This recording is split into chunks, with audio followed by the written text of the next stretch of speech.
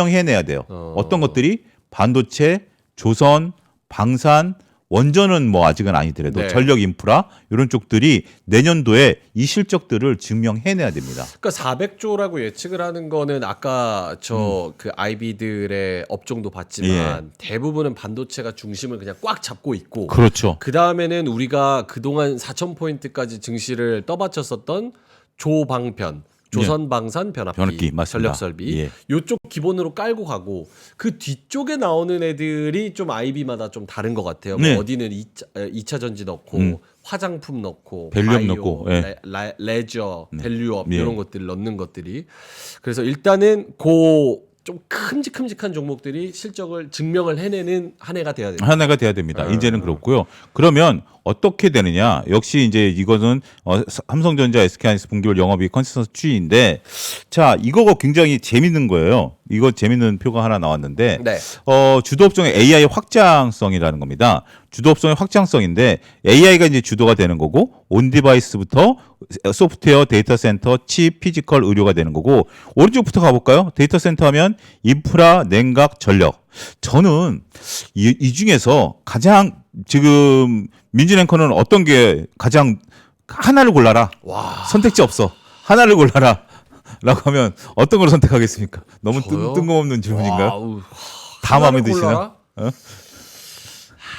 꼭 맛집에 온 것 같죠? 반도체 당연히 반도- 하드웨어 예, 하드웨어겠죠. 네. 그러니까 꼭 진짜 무슨 뭐 맛집에 온 것 같죠? 다 내년에 올라갈 것 같은, 그러니까요. 예, 올라갈 것 같은 부분들인데 저는 여기서 요 반도체를 선택한 것 제 나름대로 해석입니다. 민준앵커 말씀하신 거를 AI가 핵심이면 네. 이게 이제 금입니다. 금. 금, 예, AI가 금이고 반도체가 그동안 청바지였다라고 저는 생각합니다. 청바지. 예. 이 반도체가 있어야 AI가 돌아가니까 그러면 이 반도체가 청바지고 이것들이 금을 어떻게 캘 것인가.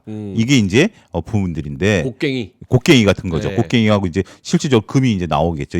여기서 그런데 지금 이제 AI 거품론이 나오고 있지 않습니까? 네. AI 거품론은 과연 이들이 이 AI라는 황금 우리가 속에서 네. 청바지를 입고 곡괭이질을 하는 데서 누가 돈을 벌 것이냐가 바로 AI 거품론의 저는 핵심이다라고 봅니다. 뭐 여러 가지 거품론에 대한 이유가 있긴 하겠습니다만 이렇게 피지컬서부터 소프트웨어 여기 소프트웨어 인프라도 지금 인프라도 투자가 막대하게 들어가니까 네. 거품이 될 가능성이 있다라고 보는 거 아니겠습니까? 저는 내년도에 이 청바지가 전력으로 옮겨갈 가능성이 있다라고 봅니다. 오. 왜냐하면 반도체 같은 경우 우리가 이제 뭐 TPU가 나온다라든지 아니면 뭐 다른 쪽에서도 자꾸 경쟁 제품이 나올 걸로 봐요. 네. 그러면 우리나라 삼성전자와 하이닉스의 위상이 흔들리냐? 당장은 아닐 겁니다. 하지만 그것을 대체할 수 있는 우리가 이제 뭐 중국 같은 경우 나름대로 다 딥시크 같은 경우 개발해내고 있지 않습니까? 그러면 결국 이 반도체도 몇 년 안에는 공급 과잉이 올 수밖에 없다라고 보는 거죠. 그러면 진정한 청바지는 누구죠? 누가 돈을 벌든지 간에 네. 청바지를 입어야만 곡괭이질을 할 수 있다라는 네네. 거죠. 그러면 이 반도체도 이제는 곡괭이로 변하고 청바지가 전력이 될 가능성이 저는 높다라고 보는 겁니다. 전력은 누구에게나 동일하게 진짜 뭐 어떤 CF 제목처럼 가리지 않고 전력은 동등하게 공급이 돼야 되는 거죠. 중국 애들한테까지도. 그러면 주가 측면에서도 지금 말씀하신 예. 부분이 적용될까 궁금한 게 예. 올해 지금 여름부터 지금까지 정말 강하게 반응했던 게 이제 전력설비 쪽이고 그렇죠. 다른 거 조선방산 후두둑 떨어져도 네. 끝까지 버티던 게 전력설비. 네. 근데 마지막에 지금 요새 들어서 조금 막 비실비실하고 그런 애들이 좀 생겨나고 있는 건데 주가가 한번 저런 재료로 반응을 했음에도 불구하고 내년도에는 또 다른 기대감으로 전력설비가 더 많은 멀티플과 실적에 대한 증명을 해낼 것이다라고 봐도 될까요? 저는 그렇습니다. 그러니까 제가 2024년에 그때 이제 3%를 잠깐 이제 쉬고 있을 때 다른 방송에서는 2024년은 하이닉스만 보자. 네. 2024년 하반기부터 전력 인프라를 보자. 왜냐하면 전력 인프라가 당연히 필요하고 투자되는 시기가 필요하다라는 네. 말씀을 드렸는데 이 부분에 대해서는 워낙 단기간에 올라왔기 때문에 조정은 좀 있을 수 있겠죠. 하지만 지금 우리나라 1위 기업이 효성중공업이죠. 네. 근데 효성중공업이 글로벌은 10위권에도 못 들어요. 명함도 못 내밉니다. 그래요. 예, 뭐 히타치라든지 GE라든지 뭐 지멘스라는 그런 쪽들은 우리나라 지금 효성중공업 1조 수주거든요. 얘는 수주가 그 정도 어마무시해요. 근데 이 전력 인프라는 잘 아시겠습니다만 지금 앞으로도 막대하게 이제 투자가 들어가야 되는 부분들이 있는 거 아니겠습니까? 네. 그렇기 때문에 이 부분에 관련돼서는 계속해서 투자가 이루어져야 된다라고 저는 보거든요. 그래서 충분히 가능성이 있다. 여기서 송배전, 변압기, 지금 이제 LNG, 지금 이제 오늘도 어젠가 이재명 대통령이 얘기하는데 신재생 얘기하는데 신재생은 이제 전력이 약간의 변동성이 좀 있는 거죠. ESS랑 같이 가야 된다라는 것들이고 전체적으로 보면 내년도에는 이제 우리가 로봇, 자동차 이런 거 보지만 요거는 이제 시간이 좀 필요하다. 자율주행이라든지 뭐 이런 부분들에 대한 부분도 좀 시간이 필요한 거고 네. 저는 또 한 가지 보는 거 이건 제 개인적인 취향인데 의료용에 대한 신약과 진단 쪽에 대한 어떤 개발 가능성도 있다라고 볼 수 있는 거고 뭐 인프라도 상당히 좀 좋다. 어쨌든 이 AI 확장성 여러분들 같은 경우 요거 화면 한번 캡처해 주셨다가 한번 뭐 PC 옆에 붙여두던 아니면 삼성증권 자료니까요. 삼성증권 리포트에 이거 나와 있으니까 네. 이런 거 한번 보시는 것도 좋은 재료가 재미있는 자료가 되지 않을까 싶습니다. 지금 너무 좋은 자료를 예. 소개를 해주셨는데 저렇게 AI를 중심으로 이제 곁가지를 쳐가지고 여러 가지 파생적인 세부 산업들이 생기는 건데 예. 가장 중요한 거는 이제 저 AI라는 메가 트렌드가 예. 결국은 B2C를 하는 기업들, 뭐 아마존이나 네. 오픈 AI나 혹은 또 여타 기업들, 걔네들이 이제 실제로 들어간 돈만큼 수익을 완만하게 창출을 해내느냐, 그 부분에 있어서의 물음표가 계속 찍히니까 그렇죠. 버블버블 하는 것 같은데 거기에 대해서는 내년 전망은 어떻게 보세요? 저는 내년이 아니다 하더라도 저는 그들이 돈을 만들어낼 거라고 봅니다. 우리가 이제 쿠팡, 뭐 쿠팡이 최근에 논란이 있습니다. 그 논란 제외하고 네. 저는 쿠팡이 안 될 거라고 봤어요. 원래, 그러니까 제 개인적인 소견으로는 이 쿠팡이 막대하게 투자를 하는데 그게 도대체 언제까지 이분 포인트가 될 것이냐. 근데 제가 놀란 것은 우리 국내 환경 내에서 쿠팡이 이분 포인트를 만들어냈다라는 거죠. 굉장히 좁은 시장이거든요. 물론 이제 우리가 이 빠른데 익숙해지고 네. 새벽 배송 저도 지금 이제 집에 가다가 예를 들어서 뭐가 갖고 싶거나 먹고 싶으면 아내가 주문을 하고 내일 새벽에 눈 뜨면 집 앞에 와 있는 로켓으로 와 있는 이러한 상황들을 이제 연출해냈는데 그런 새로운 시장을 창출해내는 거죠. 그래서 이제 그런 것들을 만들어냈기 때문에 저는 결국 주식을 하면서 많이 느끼지만 기업체들은 생명체와 같다라고 느끼거든요. 기업체는 생명체와 같다. 네, 진화하는 겁니다. 진화를 해서 돈을 못 버는 기업은 의미가 없죠. 기업의 존재 목적이라는 것은 돈을 버는 데 있는 거거든요. 물건을 팔아서 돈을 버는 데 있기 때문에 저는 분명히 돈을 벌 거라고 보고요. 그러한 일환으로 보이는 여러 가지 이제 분위기들을 놓고 보면 엔비디아가 노키아를 인수한 부분들을 우리가 놓쳐서는 안 되겠죠. 네. 엔비디아가 노키아를 인수한 것은 앞으로 우리가 그 6G로 가게 되면 이게 속도도 어마무시하게 빨라지고 데이터 전송이 빨라지면 우리가 이런 부분들이 될 수 있는 거거든요. 지금 만약에 우리가 SMR을 얘기하는 이유가 데이터 센터 인근에 전력망이 있어야 된다라고 생각을 하는 거예요. 네. 지금 우리의 사고 방식은 딱 거기에 왜냐면 우리 기술로. 근데 6G, 7G로 가게 되면 이 데이터 센터가 우리 인근에 없어도 돼요. 그러면 저 핀란드라든지 남극에 데이터 센터가 지어지고 거기서 만든 데이터를 가지고 한국의 자율주행차들이 움직이게 되겠죠. 그러면 과연 거기서 위성이라든지 이거는 이제 계속 상상의 나래를 펴는 거죠. 네네. 계속 상상의 영역이지만 그렇게 된다면 과연 규모의 경제에 있어서 이런 것들이 어떻게 될까요? 단가는 낮아지게 되겠죠. 근데 활용도는 더 높아지게 되고 거기에 따른 쓰임새들이 나타나게 되면 저는 글쎄요, 뭐 이것을 막연한 얘기고 소설 같은 얘기는 하겠습니다만 언제 돈을 벌 것이냐에 대해서는 아직은 모른다. 하지만 저는 그들의 업력과 그들의 노하우를 바탕으로 보면 반드시 돈을 벌 것이다.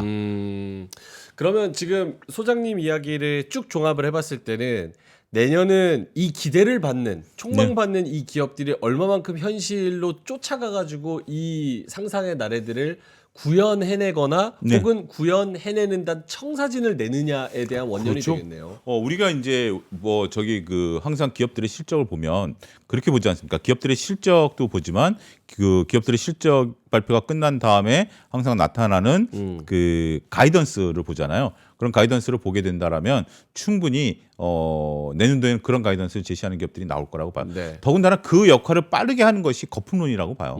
거품을 한다라는 것은 투자자들의 불안감을 자아내게 한다라는 것이고 그 거품론을 이겨낼 수 있는 방안들을 오히려 더 매기 역할을 함으로써 건강하게 찾아낼 수 있지 않을까 싶습니다. 알겠습니다.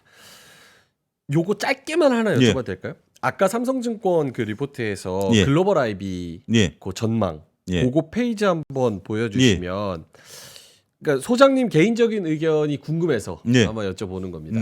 맥쿼리 시티, JP 모건 이렇게 있는데 네. 대부분 반도체랑 조선, 방산, 전력 설비 요쪽에 대한 의견은 비슷한 것 같습니다. 네. 근데 이제 나머지 의견이 엇갈리는 거는 곁다리로 바이오나 뷰티, 레저, 2차 전지, 금융 지주라고 하면은 당연히 이제 뭐 3차 상법 개정 관련된 네. 밸류업 관련된 그런 종목들이겠죠. 저쪽에서 이제 큰 기둥 빼고 네. 반도체, 조방편 이런 거 네. 빼고 네. 저 곁다리에서 의견 갈리는 것 중에서 소장님이 가장 매력적으로 보시는 건 뭐가 있어요? 저는 이 중에서 딱 보게 된다면 뷰티. 뷰티. 예. 오. 이 뷰티라는 게 이 재화가 갖고 있는 특성을 한번 좀 보면 우리는 이제 남자들이잖아요. 대충 로션 좀 몇 개 바르고 뭐 이러면 끝나잖아요. 그렇죠. 올인원으로. 올인원 저도 착착 하고 올인원 하고 그러다가 좀 뭐 쓰다가 제품 떨어졌어 그러면 뭐 아무나 하나 사가지고 또 그렇죠. 바르서 네. 뭐 별로 이렇게 그 뭐지 기름 성분만 대충 맞으면 또 쓰는 거죠. 저는 풋크림도 발라요. 얼굴에? 진짜로 농담이 아니라 건조해서 뭐라도 그냥 바르면 땡기네. 그러니까 이제 이게 남자들의 이런 개념이고 이게 여성분들이 들으면 기함을 할 텐데 네. 남자들이 모르는 게 있어요. 여성분들은 화장품을 자주 안 바꾸십니다. 못 바꿔요. 피부가 가끔 이제 막 그 화장품 잘못 바꾸면 피부가 막 일어나 버리거나 아하. 이게 자기 되게 민감하거든요, 여성분들은. 예민하구나. 근데 자, 이런 거죠. 제가 왜 이런 얘기를 했냐면 별걸 다 아는 겁니다. 제가 이제 그 여성분들이 우리 K-뷰티 화장품을 쓰기 시작했으면 그것만 쓸 수밖에 없는 거예요. 종속되는 거예요. 자물쇠 효과. 자물쇠 효과가 되는 거예요.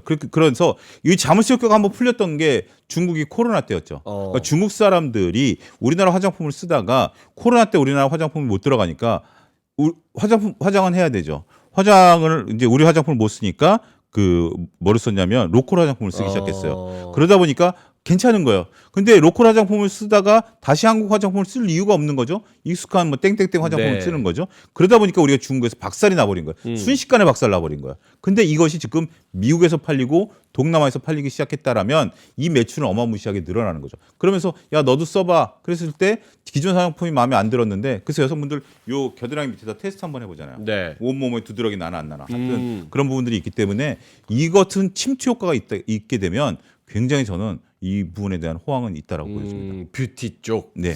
알겠습니다. 뷰티도 뭐 APR과 달바 뭐 저기 다 화장품주가 엄청 많은데 그 안에서도 희비가 너무 극명하게 갈려서 종목을 잘 골라야겠다는 생각은 좀 들긴 네. 하네요. 네. 알겠습니다. 그러면은 현대차증권 걸로 가볼까요? 아니요, 삼성증권 아직 더 남았나요? 예, 네. 네 장 남았는데요. 네. 삼성증권에서 이제 어떤 걸로 이제 리레이팅 할 수 있느냐, 이 부분을 우리가 좀 봐야 됩니다. 네. 삼성증권 속도를 약간 좀 빠르게 할게요. 삼성증권 재정 부양 리레이팅입니다. 재정으로서 이제 앞으로 좀 땡기겠다라는 것들을 좀 나타내고 있는데요. 네. 오른쪽 표를 보면 국민성장 펀드에 2천억 원, 그다음에 온디바이스 AI R&D에 대략 또 2천억 원, AI에 관련된 요것만 합쳐도 대략 얼마죠? 5천억 정도 되죠. 그렇네요. 5천억 정도 되는 돈들이 여기에 집중적으로 투자하게 된다라는 1조 정도 돈이 투자하니까 우리가 재정으로 1조 정도가 투자가 되면 정부 정책에 맞서지 말라라는 격언이 있는 것처럼 정부 정책과 관련된 부분들, 정부 정책을 따라라라는 얘기도 되는 거거든요. 그런 부분들을 재정 부양으로 놓고 보고요. 두 번째로 놓고 봐야 될 것은 제도 변화입니다. 상법 개정과 세법 개정을 하면서 우리가 정부가 의지를 확고하게 보여줬죠. 네. 특히 이번에 우리가 세법 개정 같은 경우 굉장히 빠르게 진행을 시켰던 부분들이 놓고 보면 우리가 제도 변화를 통해서 리레이팅이 가능한 부분들이 있다. 이렇게 좀 말씀드릴 수가 있겠고요. 세 번째로 볼 수 있는 것은 우리가 이익 모멘텀이 늘어난다라는 겁니다. 여기 400조가 이제 여기서 나왔습니다. 삼성증권이 400조라고 했으면 좀 믿어줘야죠. 뭐 증권사를 가리는 건 아닙니다만, 네. 예, 삼성증권이 200, 그러니까 그 지난번에 나왔던 때는 2025년 250조였는데 280조로 집계가 이제 가집계니까 이것도 가집계고 거기는 250조, 410조였는데 여기는 280조, 400조입니다. 이런 부분들을 놓고 보면 영업이익 추정치 결국 이익 모멘텀으로 들어간다. 내년 부분들이 된다라고 말씀드릴 수가 있겠고 네. 마지막으로 우리가 볼 수 있는 것은 이 부분은 굉장히 이건 뭐 당연히 어느 누가 계산해도 마찬가지인데 우리나라 밸류에이션이 11배가 안 돼요. 11배가 안 되기 때문에 우리 밸류에이션이 굉장히 낮다라는 거죠. PB는 1.3배가 되니까 지금 그래서 하이닉스나 삼성전자를 PB로 보는 게 아니라 PE 개념으로 보자라는 거 아니겠습니까? 네. PR 개념으로 놓고 보게 된다라면 전체적으로 우리 코스피에 대한 PR이 상대적으로 낮기 때문에 이 표를 통해서 우리가 읽어낼 수 있는 것이 우리가 일본 정도만 돼도 60% 상승 여력이 있는 거고 대만 정도만 돼도 60% 상승 여력이 있는 거거든요. 미국은 안 따라가도 돼. 우리가 인접 국가 정도만 따라가고 하다못해 중국 상해만이라도 따라가자. 그러면 30% 올라갈 수 있어. 라고 볼 수 있는 거죠. 예. 그런 부분들이 있는 거기 때문에 1차로 상해 따라잡고 그리고 지금 독일 같은 경우도 중국 그 앞서 제가 말씀드렸다시피 경제가 안 좋다라는데 예. 여기도 PER이 15배거든요.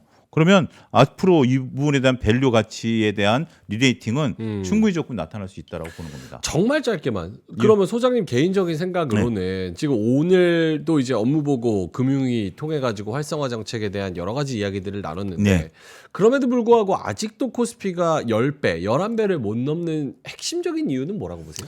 뭐 그 여러 가지 이유가 있는 것으로 장하게 설명이 될 수도 있는 부분들이 있긴 하겠습니다만 아직까지 인식이라든지 이번에 쿠팡 사태에서도 보여지듯이 조금 그 기업가들의 인식이 조금 필요한 것 같아요. 그러니까 어떤 뭐 글쎄요, 뭐 그 이유로 뭐 저도 뭐 머릿속에 떠오르는 건 많은데 언젠가 입 밖으로 나올 날이 있긴 하겠습니다만 네. 지금 일단은 외국인 투자자들이 국내를 아직 이머징으로 본다라는 것도 하나의 그 중요한 이유인 것 같아요. 일본이라든지 독일, 프랑스 이런 쪽은 선진국 지수고요. 우리는 아직 이머징 마켓이니까 이머징 마켓에서 선진국으로 가야 되는 물론 여러 가지 요소들을 정부가 좀 차지하고 있는 부분들이 있긴 하겠습니다만 그리고 우리나라가 또 저평가된 이유 중에 하나가 어떻게 보면 이거는 또 상충되는 얘기이긴 합니다만 외국인들이 선물과 롱숏 플레이를 할 수 있는 너무 좋은 나라예요. 그러니까 그 가치를 따지는 것보다 그냥 ATM기처럼 샀다 팔았다를 하는 거죠. 네. 나 이거 밸류 필요 없어. 롱숏 전략은 밸류가 필요 없는 거지 않습니까?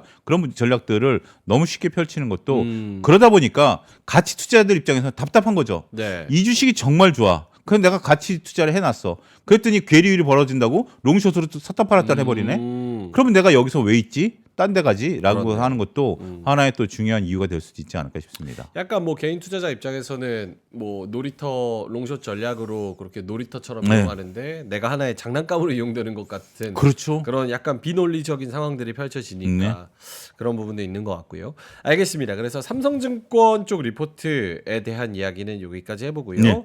현대차증권 리포트로 이제 넘어갈 텐데 현대차증권에서는 내년 코스피를 상고 하저 이렇게 보고 있다고요? 상고 하전데 상고 하중 정도로 봐야 될 것 같아요. 하중 정도. 네, 저라기 표현하기는. 근데 이거는 지난 시간에도 안 보셨다면 지난번 영상을 한번 보시면 좋겠는데 대부분 증권사들이 동일하게 다 상고를 외치고 있습니다. 그러니까 우리가 이제 9월, 10월에 좋았고 11월, 12월에 안 좋으니까 내년 상반기 때 좀 변동성이 있는 거 아니야?라고 생각을 하고 있습니다만 상고를 다 외치고 있어요.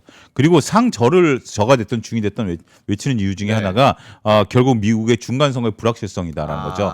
그 부분이 가장 요소가 커요. 그리고 워낙 지금 이제 그러면 이 상승 기간이 기니까 거기에 대한 반작용이다라고 보는 시각도 있는 것 같습니다. 표를 통해서 PPT를 보게 된다라면 지금 현대차증권은 내년 코스피 상단을 5,500, 하단을 3,900으로 놓고 보는 거고요. 역시 상반기 때는 연준의 기준금리 인하, 외국인 순매수 확대, 반도체 전력기기 이익 모멘텀 성장세가 이루어질 것이다라고 볼 수 있는 거고요. 하반기로 가게 되면 우리가 이 AI 투자 대비 수익성 논란, 버블 논란 계속 나타날 걸로 보고 있고 중간 선거 불확실성이 역시 커지고 있기 때문에 이렇게 올라가다가 꺾일 것이다. 그런 부분들을 좀 보는 거고요. 선행 EPS 증감률이에요. 증감률 자체도 좀 꺾일 것이다. 이거는 워낙 곡선의 기울기가 가파르면 꺾이는 거기 때문에 이 부분이 좀 나타날 것이다라고 보는 건데 요거는 전반적인 내년도 흐름이 될 것 같아요. 근데 만약에 이제 내년도에 이러한 흐름을 꺾을 수 있는 것은 2017년의 전망치들이 네. 가을부터 어떻게 나오느냐, 그리고 이제 트럼프 대통령이 시장적으로 바뀌느냐. 자기가 이제 노벨 평화상을 받기 위해서 친시장적으로 바뀌면서 이 시장적으로 바뀐 것이 증시에 도움이 되는 방향. 이게 나타나면 되는데 시장은 그렇게 안 보고 있는 것 같아요. 그냥 내년에 중간 선거 때문에 변동성만 좀 커지는 것이 아니겠나. 네. 좀 그렇게 보고 있는 것 같습니다. 중간 선거 말씀을 하셨으니까 이것도 뭐 길게 얘기할 건 아닌 것 같고 예. 정치적인 이벤트로 보자면은 우리나라는 내년 지방선거가 6월에 있고 예. 내년에는 이제 미국 중간 선거가 이제 연말에 있잖아요. 그렇죠. 그 정치적인 이벤트는 미국 쪽에 더 임팩트가 큰가요? 우리 시장에 6월 지방선거가 더 임팩트가 큰가요? 지금 여당 지지율이 대통령 지지율이 워낙 높고 네. 실질적으로 그 재정 권한이라든지 정책적인 권한을 갖고 있는 대통령이 워낙 크기 때문에 네. 지금 모르겠습니다. 뭐 제가 듣기는 여러 얘기들이 들립니다만 현재 지금 여당이 지방선거를 낙관할 수 있는 분위기는 아니다라는 얘기도 들려요. 여러 가지 이제 얘기들이 뭐 그건 그때 가봐야 돼요. 그래서 그럼에도 불구하고 대통령에 대한 지지율이 워낙 높은 상태이기 때문에 네. 그거에 대해서 지금 저는 명준이 형한테 처음 질문을 받았어요. 그러니까 그만큼 어떻게 보면 시장에서 관심도가 조금 떨어진다라고 봐야 되겠고, 반면에 트럼프는 대통령이잖아요. 대통령에 대한 물론 그렇다고 대통령이 물러나는 것은 아니죠. 임기 재심에 대한 부분들이 있는 거고 네. 또 노벨 평화상에 대한 어떤 과도한 욕심이 있는 분이기 때문에 그렇게 된다라면 레임덕이 확 와버릴 수가 있겠죠. 본인 한번 더 할 수 있다라고 얘기는 하지만 그런 부분들은 뭐 불가능한 지금 상황으로 보여지면서 이론적으로 불가능한 상황으로 보여지기 때문에 만약에 지지율이 높다라면 트럼프는 하겠죠. 뭐 방법을 찾겠죠. 근데 지지율이 낮은 상태에서 네. 그런 것들을 찾는다라는 것은 쉽지 않을 수 있겠다. 저는 그렇게 보고 싶습니다. 네. 자, 이제 현대차증권 그 다음 부분들 내용들을 좀 보면 우리가 이제 이 부분을 보셔야 될 것 같아요. 이제 현대차증권 한 3장 정도 남았는데요.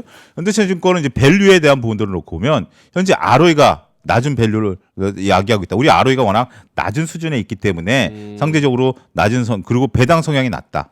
ROE도 낮고, ROE는 자기 자본 이익률이죠. 네. 자기 자본 이익과 배당 성향이 낮은 것이 앞서 이제 언급하셨다시피 우리나라 낮은 밸류에이션을 야기할 수 있는 그런 부분들이다. 삼성증권의 질문을 여기서 현대차가 대답을 하네요. 이렇게 ROE가 낮고 배당 성향이 낮다라는 것들. 지금 이제 미국보다 ROE가 낮고 일본보다도 낮은 수준이다라고 볼 수 있겠고, 그 다음에 이제 우리가 볼 수 있는 것은 이 부분을 보면 코스피가 똑같습니다. 지금 이제 삼성증권처럼 우리가 12배, 11배 미만의 밸류에이션을 나타내고 있다는 것이 상당히 좀 좋고요. 네. 그러다 보니까 EPS 성장률 대비해서는 밸류에이션이 저렴해요. 그렇기 때문에 앞으로 성장 가능성에 대한 부분들은 충분히 우리가 기대감을 가지고 지켜볼 가능성이 있다라고 말씀드릴 수 있겠습니다. 네. 그리고 마지막 현대차증권을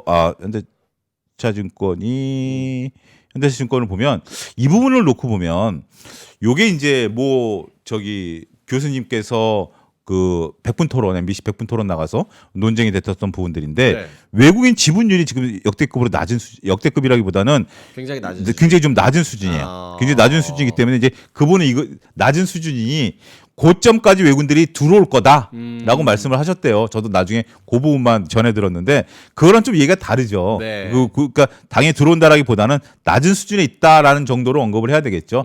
그렇고 우리가 이제 이익이 좀 늘어나게 된다라면 앞으로 긍정적인 효과는 나타나게 될 가능성도 충분히 있다 정도로만 이해를 하셔야 될 것 같아요. 그러니까 10년 평균을 내봤을 때 외국인 네. 지분율이 10년 평균 정도에서 좀 낮은 수준이다 예. 보니까 네. 더 많이 들어올 가능성이 높지 않겠느냐. 그렇죠. 예. 들어와야 된다라는 거랑 좀 다르죠. 자, 알겠습니다. 그리고 이제 예. 현대차증권 이제 2장 남았는데요. 네. 지금 이제 이 부분에 대해서 이제 많은 분들이 걱정을 하실 거예요. 아니 지금 첫 수장은 나와가지고 거의 1시간째 내년 또 간다는 얘기만 하는데 난 지금 시장이 불안해. 조정을 좀 받고 있는 것이 불안해. 네네. 라는 거에 대해서 현대차증권은 과거 상승률 대비 조정 기간을 봤습니다. 되게 중요하네요. 예, 상승률 대비 조정 기간을 봤는데 요 현대차증권하고 저희가 뒤에 하나증권을 다룰 텐데요. 네. 하나증권에서 똑같은 자료를 냈어요. 그래서 제가 동시에 두 개를 다 가져와 봤는데 강세장에서 10% 이하의 조정은 항상 존재해 왔다.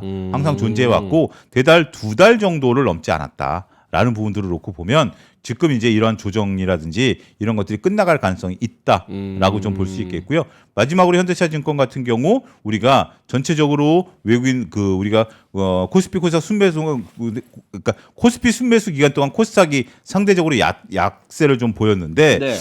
이런 것은 지난번 자료에서 말씀드렸다시피 그리고 윤지호 센터장님이 다른 방송에서 이런 말씀을 좀 했다라고 제가 선풀에서 말씀을 좀 드렸는데 결국 외국인들이 들어올 때는 사이즈 큰 애들이 큰 걸 보고 들어오거든요. 그러다 보니까 코스닥이 상대적으로 약할 수밖에 없었다라는 점이고요. 그 다음에 지금 개인 투자자들의 순매도가 고객 예탁금으로 쌓이고 있다라는 것도 내년도 증시 전망을 밝게 하는 긍정적인 요소가 되겠다. 이렇게 설명드릴 수가 있겠습니다. 개인들이 그러니까 주식을 팔더라도 그거를 완전히 빼가지고 다른 데 쓰거나 혹은 다른 데 투자하기보다는 예탁금으로 그대로 남겨둔다. 그렇죠. 왜냐하면 고객 예탁금으로 남겨둔다라는 것이 용도가 제한적인 거 아니겠습니까? 네. 그런데 증시에 대한 전망이 나쁘다라거나 뭐 어떻게 보면 간접적으로 그럴 수도 있겠죠. 부동산 정책들 좀 약세니까 원래 이제 주식에 돈 벌면 부동산으로 귀결이 되는 것도 하나의 통례였었는데 네. 그런 것들도 막힌 상태고 그러다 보니까 현재로서는 돈이 방향성을 안 잃고 보통 이렇게 되면 예금으로도 많이 들어가거든요. 근데 예탁금으로 쌓이고 있다라는 것도 이것도 굉장히 이례적인 거예요.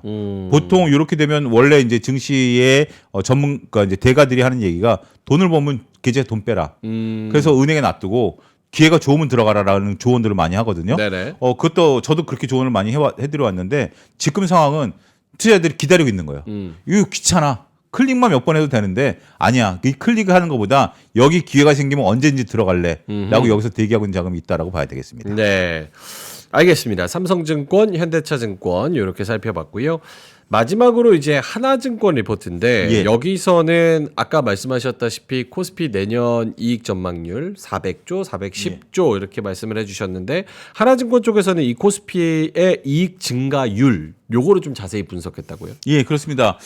지금 이제 표를 보시면 이 표는 여기서 261조라는 단어가 나옵니다. 앞서 우리가 볼 것은 영업이익이고요. 네. 이건 순이익입니다. 순이익 전망치를 260조를 봤어요. 순이익은 조금 영업이익보다는 좀 줄어드니까 예. 순이익도 26% 증가할 것으로 보고 있고 2024년서부터 2026년까지 3년 연속 증가할 것으로 보고 있기 때문에 이에 따라서 코스피의 연간 누적 수익률도 증가할 수 있을 것이다. 결국 이익 따라서 가는 거니까 이 부분을 이제 하나증권은 언급을 하고 있는 상태이고요.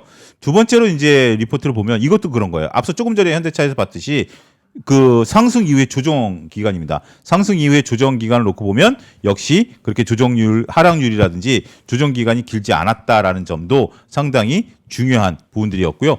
외부적인 뭐 증시 폭락, 중국 증시 폭락이라든지 이럴 경우에는 좀 길었고 이라크 전쟁 때도 좀 길었지만 네. 요 두 시점을 제외하고 나면 유럽 재정위기 이런 외부적인 변수 있을 때를 제외하고 나면 그렇게 크게 영향을 미치지 않았었다 이렇게 좀 볼 수 있겠습니다. 뭔가 블랙스완급으로 시스템 리스크가 터지는 듯한 그런 위기 때 빼고는 그렇습니다.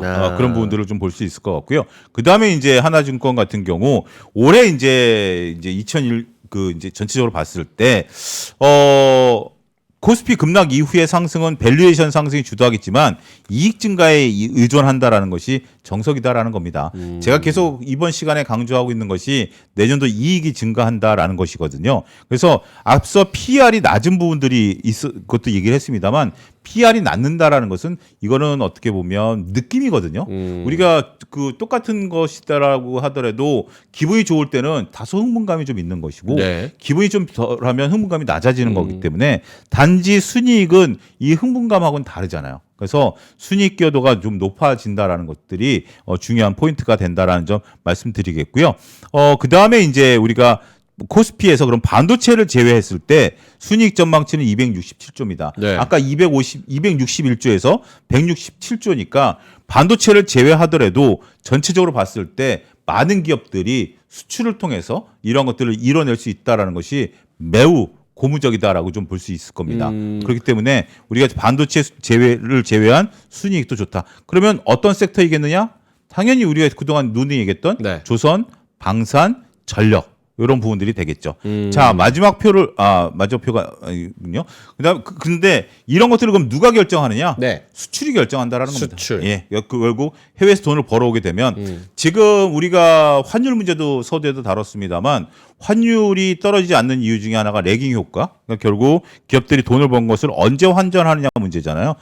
왜냐하면 미국에도 투자를 많이 해야 되고 외국에 예. 투자를 많이 해야 돼. 근데 이제 그런 부분들이 내년도에는 만약에 국내로 유입이 되기 시작한다면 워낙 많이 돈을 쌓아놓을 수는 없잖아요. 워낙 많은 돈을 쌓아놓을 수는 없기 때문에 그런 부분들을 놓고 보면 환율 안정에도 도움이 된다라고 말씀드릴 수 있겠고, 마지막으로 볼 수 있는 것들은 국내 이제 투자가 진행되고 있는 것들을 보면 AI, 방산, 오늘도 또 LIG 넥슨 또 방산 투자 얘기 나왔죠. 네. 에너지, 인프라, 에너지, 바이오, 컨텐츠, 제조 이런 쪽에 내년도 이루어지니까 이런 것들도 한번 잘 보십사라고 하나증권은 이야기하고 있습니다. 네. 리포트는 끝입니다.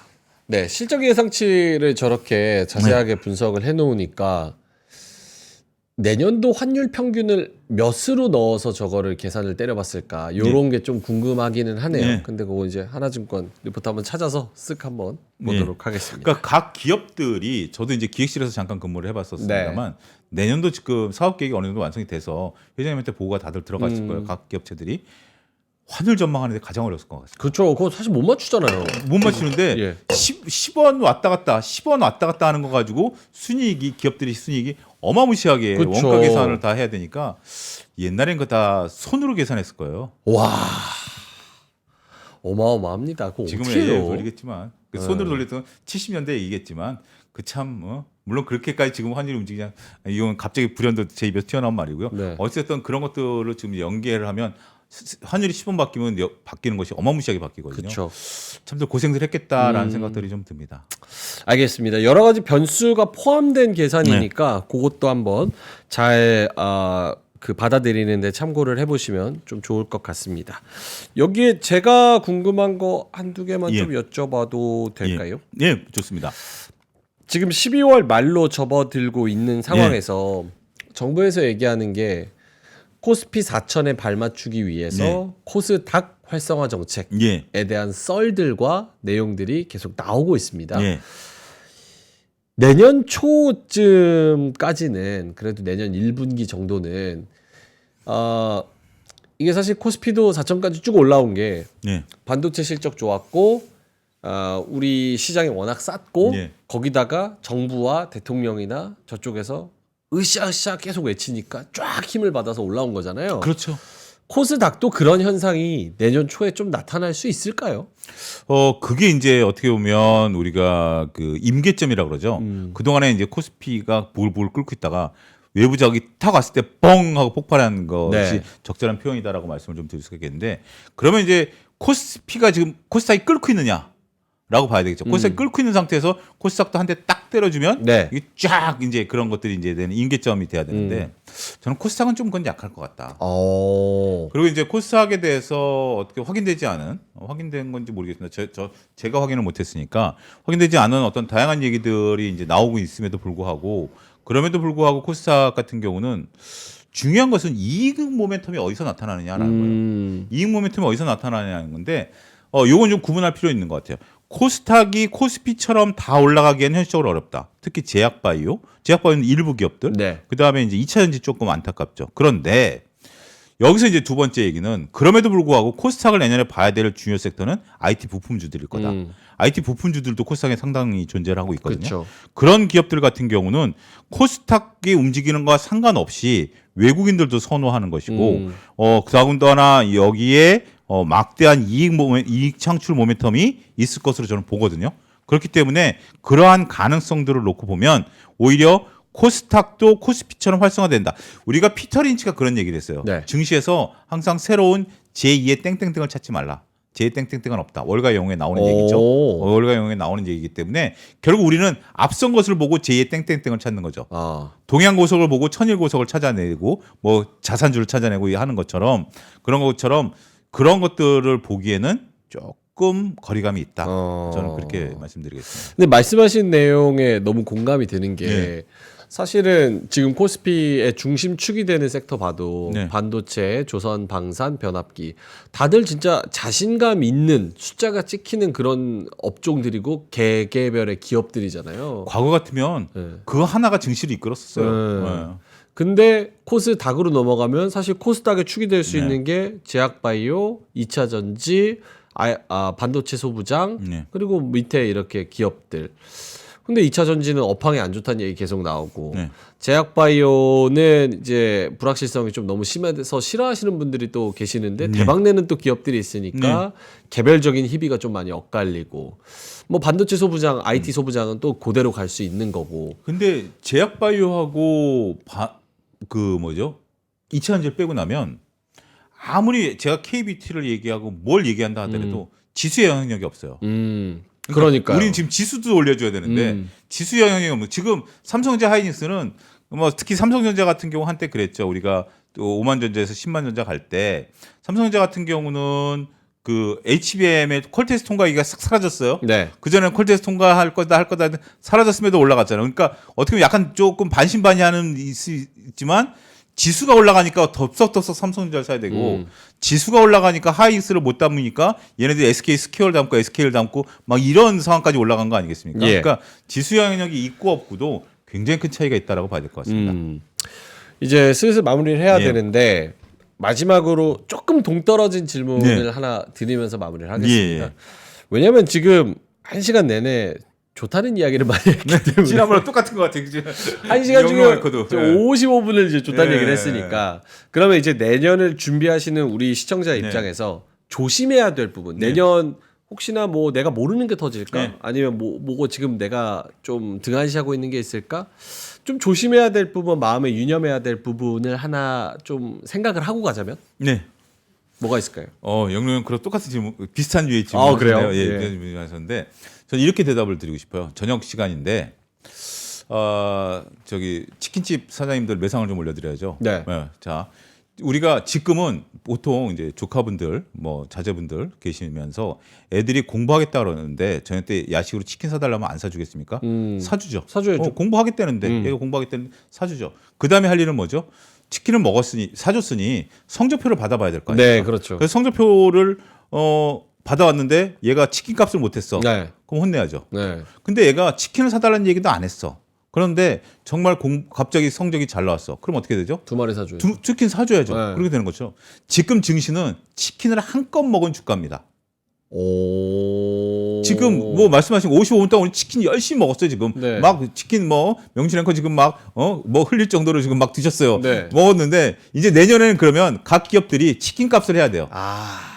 내년도에 치킨 값을 못하면 주가의 변동성은 굉장히 커집니다. 그러니까 내년도에 우리가 명심하셔야 될 것은 뭐냐면 우리가 이제 K 증시를 이제 소위 부정적으로 보시거나 약간 좀 욕을 하시는 분들이 이런 얘기예요.